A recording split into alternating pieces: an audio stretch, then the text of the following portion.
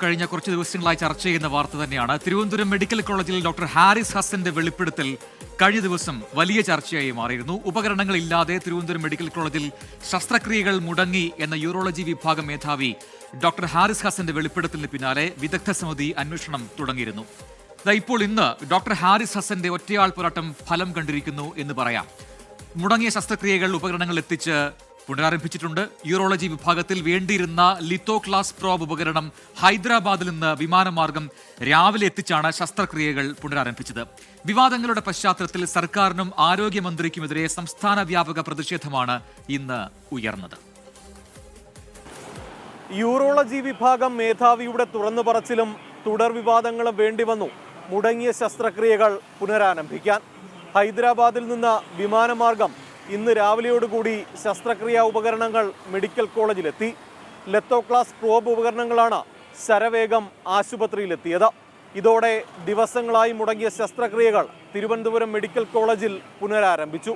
Thiruvananthapuram medical കോളേജിൽ ഉപകരണമില്ലാതെ ശസ്ത്രക്രിയ മുടങ്ങിയെന്ന doctor ഹാരിസിന്റെ തുറന്നു പറച്ചിലൂടെ ആരോഗ്യ സംവിധാനത്തിന്റെ കണ്ണു തുറന്നു. ആരോഗ്യമന്ത്രി ഇടപെട്ട് ഉപകരണം എത്രയും വേഗം എത്തിക്കാനുള്ള ഇടപെടൽ നടത്തി.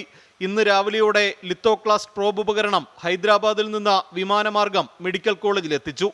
മാറ്റിവെച്ച 4 ശസ്ത്രക്രിയകളും മുൻകൂട്ടി നിശ്ചയിച്ചവയും യൂറോളജി വകുപ്പിൽ ചെയ്തു തുടങ്ങി. ആരോഗ്യവകുപ്പ് നിയോഗിച്ച 4 അംഗ വിദഗ്ധ സമിതി വിവിധ വകുപ്പ് മേധാവികളിൽ നിന്ന് വിവരങ്ങൾ ശേഖരിച്ചു. ആരോപണമുന്നയിച്ച ഡോക്ടർക്കെതിരെ നടപടിയുണ്ടായാൽ ശക്തമായ പ്രതിഷേധമുണ്ടാകുമെന്ന് KGM-CTA മുന്നറിയിപ്പ് നൽകി. ഇമ്മീഡിയറ്റ് ആയിട്ടുള്ള പരിഹാരം ഇപ്പോൾ ഈ ഒരു പ്രശ്നത്തിനാണ് ഉണ്ടായിട്ടുള്ളത്. പക്ഷേ പ്രിൻസിപ്പലിൻ്റെ തലത്തിലും ഡയറക്ടർ തലത്തിലും മീറ്റിങ്ങുകൾ HOD-മാരുടെ വിളിച്ചിട്ടുണ്ടായിരുന്നു.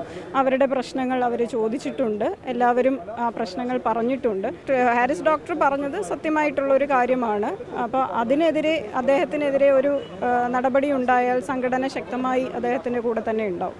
അതിനിടെ ആരോഗ്യമേഖലയിൽ സർക്കാർ അവഗണനയും അനാസ്ഥയും തുടരുന്നുവെന്ന് ആരോപിച്ച കോൺഗ്രസിന്റെ സംസ്ഥാന വ്യാപക പ്രതിഷേധം നടന്നു. ആരോഗ്യരംഗത്ത് നടക്കുന്നത് കെടുകാര്യസ്ഥതയും അഴിമതിയുമാണ്. രണ്ടുമുണ്ട്.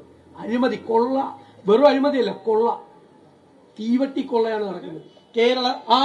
കേരളം വെന്റിലേറ്ററിലാണ്. ഈ ഗവൺമെന്റ് ആരോഗ്യ കേരളത്തെ വെന്റിലേറ്ററിലാക്കി. തിരുവനന്തപുരം മെഡിക്കൽ കോളേജ് സൂപ്രണ്ട് ഓഫീസിലേക്ക് BJPM മാർച്ച് നടത്തി.